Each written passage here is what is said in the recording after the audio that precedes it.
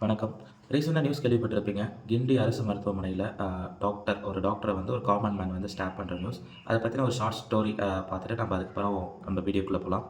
விக்னேஷ் என்பவர் வந்து அவங்க அம்மாவுக்கு வந்து 6 மந்த்ஸா வந்து கேன்சர் ட்ரீட்மெண்ட் நாங்க பார்த்துட்டு இருக்காங்க. அங்க குடுத்த ட்ரீட்மெண்ட் வந்து கீமோதெரபி. கீமோதெரபிங்கிறது எல்லாத்துக்கும் ஜெனரலா தெரிஞ்ச ஒரு விஷயம். தென் 6 மந்த்ஸா எந்த இம்ப்ரூவ்மென்ட்டும் இல்லன்னு விக்னேஷ் என்பவர் வந்து ஒரு செகண்ட் ஒப்பீனியன்க்காக ஒரு பிரைவேட் ஹாஸ்பிட்டல் நோக்கி போறாரு.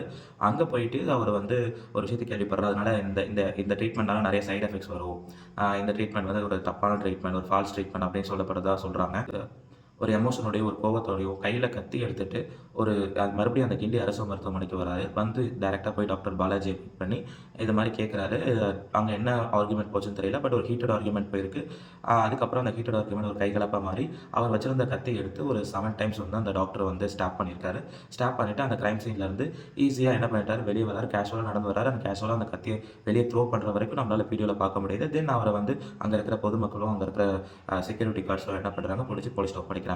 இதுதான் அந்த ஷார்ட் ஸ்டோரி.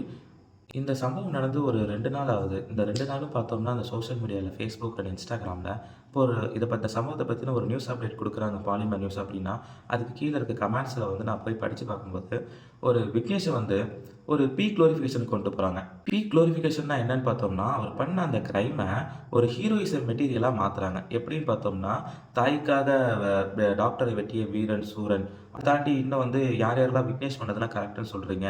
விக்னேஷ் பண்ற மாரி இன்னும் எத்தன பேர் பண்ண ரெடியா இருக்கீங்க. அவங்கலாம் அந்த கமெண்ட்க்கு லைக் போடுங்க அப்படின்னு ஒருத்தன் கமெண்ட் பண்றான்.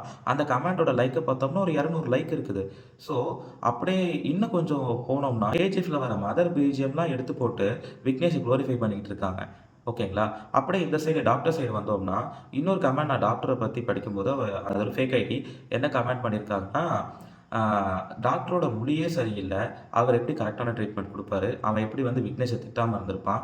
அவன் எப்படி வந்து அவங்க அம்மாவுக்கு கரெக்ட்டான ட்ரீட்மெண்ட்டோ, அவங்க அம்மாவ திட்டாமயும் இருந்திருப்பான்? கண்டிப்பா அதெல்லாம் பண்ணியிருப்பான். ஸோ விக்னேஷ் பண்ணது கரெக்ட் தான் அப்படின்னு சொல்லிட்டு, டாக்டரோட ஆ முடிய வச்சு அவர் தப்பானவர் அப்படின்னு டிசைட் பண்ற அளவுக்கு நம்ம இன்னுமே வந்து ஒரு பிற்போக்குத்தனத்தோட தான் ஃபாலோ பண்ணிட்டு இருக்கோம். டாக்டர ஒரு பீக் குளோரிஃபிகேஷனுக்கு நீங்க கொண்டு போறீங்க. டாக்டர் ஒரு கடவுள் மாதிரி. டாக்டர் தான் நம்மளுக்கு எல்லாமே. கொரோனா அப்ப எல்லாம் டாக்டர் வேணும். டாக்டர், டாக்டர், டாக்டர்ன்னு சொல்லிட்டு இருக்கீங்க. டாக்டர வந்து ஒரு பீக் குளோரிஃபிகேஷனுக்கு கொண்டு போயிட்டீங்க. அப்போ அதே டாக்டர் பொசிஷன்ல இருக்க ஒரு இண்டிவிஜுவல் ஒரு தப்பு பண்ணும்போது, அத டாக்டர்ஸ் கம்யூனிட்டியே பண்ற தப்பா மாத்துறது.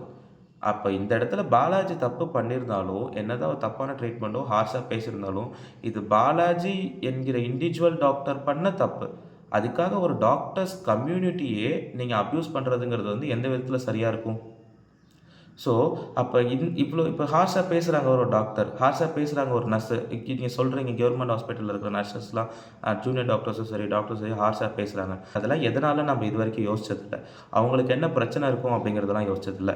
ஸோ, அவங்களுக்கு என்ன பிரச்சனை இருக்கு அப்படிங்கிற ஒரு 5 பாயிண்ட்ஸ பத்தி இந்த வீடியோல சின்னதா ஒரு ஷார்ட் அண்ட் ஸ்வீட்டா பார்க்கலாம்.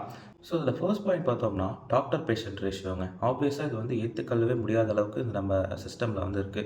அதாவது டாக்டர்ஸோட கவுண்ட்ஸ் ரொம்ப கம்மியாகவும், பேஷண்ட்ஸோட கவுண்ட்ஸ் ரொம்பவும் அதிகமா இருக்கு. அப்ப இது யாரோட தப்பு? கரெக்ட்டான வேக்கன்சி ஃபில் பண்ணாதது யாரோட தப்பு? ஒரு கவர்மெண்டோட தப்பு. நீங்க யோசிச்சு பாருங்க.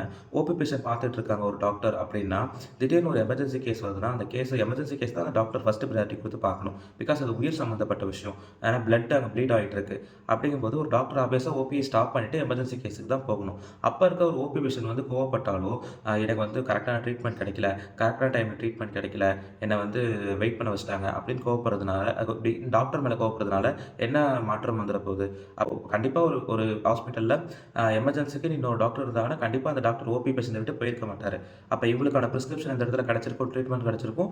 அந்த எமர்ஜென்சி கேஸ்க்கான ட்ரீட்மெண்ட்டும் கிடைச்சிருக்கும். அப்ப இத பேலன்ஸ் பண்ண முடியாது யாரோட தப்பு? கவர்மெண்டோட தப்பு தானே. அப்ப நம்ம ப்ளேம் பண்றது இருந்தா கவர்மெண்ட்ட தானே ப்ளேம் பண்ணணும். கம்மியான டாக்டர்ஸ் தான் குடுக்குறாங்க கவர்மெண்ட் ஹாஸ்பிட்டலுக்குன்னு. அப்ப எப்படி நம்ம டாக்டர்ஸ ப்ளேம் பண்ண முடியும்? அடுத்தது செகண்ட் பாயிண்ட்ன்னு பார்த்தோம்னா, ஒர்க் லைஃப் பேலன்ஸ்ங்க. இது ஒரு பெரிய விஷயம். நான் ஒர்க் பண்ற ஆஃபீஸ்லயும் சரி, இப்ப ஐடி கம்பெனிஸ்லயும் சரி, நம்ம நேரம் வந்து ஒரு 8 ஹவர்ஸ் 10 ஹவர்ஸ்னா, அவர வந்து ஒரு 10 ஹவர்ஸ் 11 ஹவர்ஸ் ஒர்க் பண்ண வைக்கிறதே ஒரு பெரிய விஷயம். அப்படி பண்ணும்போதே நம்மளுக்கு ஃப்ரஸ்ட்ரேட் ஆகுது. வீட்டுக்கு போய் ஒர்க் பண்ண சொல்லும்போதே ஃப்ரஸ்ட்ரேட் ஆகுது. கோவம் வருது. அவங்க மேல கோவம் வருது. ஆனா இங்க இருக்கிற டாக்டர்ஸ் கன்டினியூஸா 12 hours shift, 24 hours shift, 36 hours ஷிஃப்ட்ன்னு சொல்லிட்டு கன்டினியூஸா பார்த்துட்டு இருக்கும்போது, அவங்களுக்கு எவ்வளோ டிப்ரஷன் இருக்கும், அவங்களுக்கு எவ்வளோ ஸ்ட்ரெஸ் இருக்கும், அவங்களுக்கு எவ்வளோ கோவம் இருக்கும். இதுவுமே வேக்கன்சி கரெக்ட்டா ஃபில் பண்ணாதனால நடக்கிறது தான். தேர்ட் ஒன் பாயிண்ட் பார்த்தோம்னா அன்சப்போர்ட் ஆஃப் த கவர்மெண்ட். அதாவது இன்னைக்கு வந்து நீங்கள் வந்து ஒரு போலீஸ் ஸ்டேஷனில் போயிட்டு நீங்கள் ஈஸியாக ஒரு போலீஸ் மேலே கை வச்சுட்டு வந்துட முடியாது. ஒரு அட்வொகேட் ஆஃபீஸ்லேயோ ஒரு கோர்ட்டுக்குள்ளேயே போயிட்டு லாயர் மேலேயோ அட்வொகேட் மேலேயோ போயிட்டு கை வச்சுட்டு வந்துட முடியாது. ஆனால் இன்னைக்கு இருக்கிற செனாரியோவில் ஈஸியாக ஒரு ஹாஸ்பிட்டலுக்குள்ள நனைஞ்சு ஒரு காமன் மேன் ஈஸியாக ஒரு டாக்டரை அடிச்சிட்டோ இல்லை டாக்டரை வந்து ஏதாவது ஹராஸ் பண்ணிட்டோ இல்லை ஹாஸ்பிட்டல் வழியே ரேப் அளவுக்கு நடந்துட்டு இருக்கு. இதெல்லாம் எதனால நடக்குது? செக்யூரிட்டி இல்லாதனால. இப்போ இந்த செக்யூரிட்டியை யார் கொடுக்கணும்? கண்டிப்பாக ஒரு கவர்மெண்ட் தான். ஒரு ஏன்னா இப்போ வந்து ஹாஸ்பிட்டலுங்கிறது வந்து ஒரு உயிரை காப்பாற்றுற வந்து ஒரு இடம். அந்த இடத்துல வந்து நம்ம உயிரை காப்பாற்றுற ஒரு ஜீவன் வந்து உள்ள இருக்குங்கும்போது அந்த ஹியூமன் பீயிங்க்கு கண்டிப்பாக நம்மளோட சப்போர்ட்டுங்கிறதை தாண்டி கவர்மெண்டோட செக்யூரிட்டியை வந்து இன்க்ரீஸ் பண்ணணும். கவர்மெண்ட் என்ன பண்ணலாம் அப்படின்னா செக்யூரிட்டி கார்ட்ஸை வந்து ரொம்ப ஓல்டு மேனாக போடாமல் கொஞ்சம் எங்கானவங்க கொஞ்சம் ஸ்ட்ரென்த்தபிளாக இருக்கவங்கள வந்து செக்யூரிட்டி கார்ட்ஸாக போடலாம். அடுத்து ஃபோர்த்து பாயிண்ட்டுன்னு வந்தோம்னா ஃபோர்த்து பாயிண்ட் நம்ம மேலேங்க.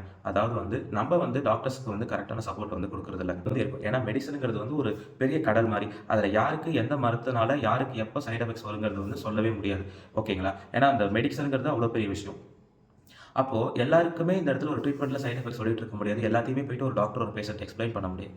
அப்போ நம்ம தான் வந்து புரிஞ்சுக்கணும். கீமோதெரப்பி பண்ணுறதுனால வெயிட் லாஸ்லேருந்து ஹேர் லாஸ் வரைக்கும் ஆகும். டேஸ்ட்டு தெரியாமல் போகும், ஃபுட்டோட டேஸ்ட்டு. இதனால கீமோதெரப்பி பண்ணாமல் இருக்கலாமா? கீமோதெரப்பி பண்ணாமல் இருந்தால் அவங்க சீக்கிரமாக இறக்கிறதுக்கான சான்சஸ் இருக்குது. அப்போ ஒரு டாக்டர் அந்த சுச்சுவேஷனில் என்ன பண்ணுவான்னா, சைட் எஃபெக்ட்ஸ் வந்தாலும் பரவாயில்ல, நான் அந்த பேஷண்ட்டுக்கு வந்து அந்த பேஷண்ட்டோட உயிரை காப்பாற்றணும்னா அந்த டாக்டர் வந்து அந்த டாக்டரோட எய்மாக இருக்குமே தவிர உங்களுக்கு சைட் எஃபெக்ட்ஸ் வரும், அலர்ஜி வரும், இது பண்ணால் இந்த அலர்ஜிஸ் வரும், ஸ்கின் ரேஷஸ் வரும், உங்களுக்கு முடி கொட்டும், வெயிட் லாஸ் ஆகும் அப்படிங்கிறது காரணமாக காட்டி ஒரு டாக்டர் வந்து என்ன பண்ண மாட்டாருன்னா, அந்த ட்ரீட்மெண்ட் வந்து பண்ணாமல் இருக்க மாட்டார். தென் அடுத்த ஒரு 5th பாயிண்ட், அதாவது ஒரு மித் இருக்குங்க. இங்கே இருக்கிற டாக்டர்ஸ் மேலே ஒரு மித் இருக்குங்க. டாக்டர்ஸ்னாலே பணத்தோடையும் பணத்திமிரோடையும் தான் இருப்பாங்க அப்படின்னு. இன்னைக்கு இருக்கிற மேக்ஸிமம் சேலரி டாக்டருக்கு ஒரு கவர்மெண்ட் ஹாஸ்பிட்டலில் ₹1,00,000, ஒரு பிரைவேட் ஹாஸ்பிட்டலில் ஒரு ₹1,50,000 வரைக்கும் போகும். அவ்வளோதான். அதை தாண்டி அந்த எம்பிபிஎஸ் வந்து அதை தாண்டி பிஜி பண்ணுறாரு. அந்த பிஜி டாக்டர் வந்து ஒரு ஸ்பெஷலிஸ்ட் பண்ணுறாரு. ஒரு டிபார்ட்மெண்ட்டில், ஒரு ஆர்காலஜி டிபார்ட்மெண்ட்டில், நியூராலஜி டிபார்ட்மெண்ட்டில் வந்து ஸ்பெஷலிஸ்ட்டாக இருக்காங்கன்னா மட்டுமே தான் இன்க்ரீஸ் ஆகும். அதை தவிர்த்து உங்களோட சேலரி வந்து மேக்ஸிமம் 1 லேக் 1.5 லேக் அவ்வளோதான். அது கவர்மெண்ட் டாக்ஸ்க்கு 1 லேக் தான். எனக்கு தெரிஞ்ச இன்னும் நிறைய டாக்டர்ஸ் வந்து இஎம்ஐல கார் வாங்கி மாதம் கட்டுற அளவுக்குலாம் இருக்காங்க. சின்ன சின்ன கிளினிக் வைக்கிறாங்க. எல்லா டாக்டர்ஸாலையும் காவேரி ஹாஸ்பிட்டல் மாதிரி ஒரு பெரிய ஹாஸ்பிட்டலில் கட்டிட முடியாது. எல்லா எம்பிபிஎஸ் கிராஜுவேட்னாலையும் சின்ன கிளினிக்ல இருந்தா ஸ்டார்ட் பண்ணணும். அப்படி இல்லைனா சின்ன கவர்மெண்ட் ஹாஸ்பிட்டல்ல இருந்தா ஸ்டார்ட் பண்ணணும். அப்போ எப்படி டாக்டர்ஸ் எல்லாமே வந்து பணத்தோடையும் பணத்திமிரோடையும் இருப்பாங்கன்னு சொல்ல முடியும்? ஸோ இந்த 5 விஷயம் மேஜரா வந்து ப்ராப்ளமா இருக்கு. இதை தாண்டி நிறைய ப்ராப்ளம்ஸ் வந்து இருக்கு. ஒரு கன்க்ளூஷன் நான் என்ன சொல்ல வரேன்னா, நம்ம எல்லாமே டாக்டர்ஸை வந்து ஒரு பீக் குளோரிஃபிகேஷன் கொண்டு போகிறதுக்கு பதிலாக, அதாவது அவங்க வந்து ஒரு கடவுள் மாதிரி, அவங்க வந்து உயிரை காப்பாற்றுற ஒரு தெய்வம் அப்படின்லாம் நினைக்கிறதுக்கு பதிலாக டாக்டர்ஸையும் ஒரு காமன் ஹியூமன் பீயிங்காக நம்ம வந்து ட்ரீட் பண்ணலாமே. அவங்களுக்குன்னு கிடைக்க வேண்டிய ப்ரிவிலேஜஸையும் அவங்களுக்குன்னு டினைட் பண்ணப்பட ரைட்ஸையும் ஏன் நம்ம வாங்கி கொடுக்கக்கூடாது? ஏன் நம்ம பேசுறது மூலயமா அந்த கவர்மெண்ட்டை ஏன் அந்த கவர்மெண்ட்டுக்கு நம்ம ப்ரெஷர் போடக்கூடாது? ஒரு டாக்டருக்கு பிரச்சனைனா டாக்டர் தான் பேசணுமா? இல்லை டாக்டர் இல்லாத ஒரு ஹியூமன் பீயிங்கும் பேசலாம்ல. பேசினா ஒரு ஈஸியாக வந்து அந்த நீதிங்கிற ஜஸ்டிஸ்ங்கிறது வந்து கிடைக்கும்ல. இது எங்கேருந்து எடுத்துக்கலாம்னு பார்த்தோம்னா ஜல்லிக்கட்டுலேருந்து எடுத்துக்கலாம். இன்னைக்கு மெரினா பீச்சில் போயிட்டு அன்னைக்கு ஜல்லிக்கட்டுக்கு போராடினவெல்லாம் இன்னைக்கு ஜல்லிக்கட்டில் பார்ட்டிசிபேட் பண்ணுறானா? இல்லை. அப்புறம் எப்படி என்னன்னா எல்லாமே, அதாவது ஒருத்தருக்கு வந்து ஒரு உரிமை வேணும்னா அதை அவன் மட்டும் கேட்கறதுக்கு பதிலாக அவனை கூட சார்ந்து இருக்கவங்களும் அவனோட நிலைமையை புரிஞ்சுக்கிட்டு அதே உரிமையை அந்த ஒரு கவர்மெண்ட் நோக்கியோ இல்லை ஒரு ஆர்கனைசேஷன் நோக்கியோ அவன் வந்து கேள்வி எடுக்கும்போது அந்த உரிமை அவனுக்கு சீக்கிரமாக கிடைச்சிடும். ஸோ அப்போது நம்ம என்ன பண்ணலான்னா, டாக்டர்ஸ் வந்து ஹார்ஷாக பிஹேவ் பண்ணுறாங்கன்னு ப்ளேம் பண்ணுறதுக்கு பதிலாக டாக்டர்ஸ் எதனால் ஹார்ஷாக பிஹேவ் பண்ணுறாங்க, அவங்களுக்கு இந்த பிரச்சனைலாம் இருக்குது அப்படிங்கிறத நம்ம புரிஞ்சுக்கிட்டு நம்மளும் டாக்டர்ஸ் கூட ஒரு ஸ்டெப் எடுத்து வச்சோம்னா கண்டிப்பாக டாக்டர்ஸ் லைஃபும் எவால்வ் ஆகும். அதனால் இங்கே நம்ம லைஃபும் எவால்வ் ஆகப்படுது. சரிங்க. So doctors in India works under immense pressure with the heavy loads of patient and facing long hours with limited support. So instead of blaming them, we should focus on improving our healthcare system.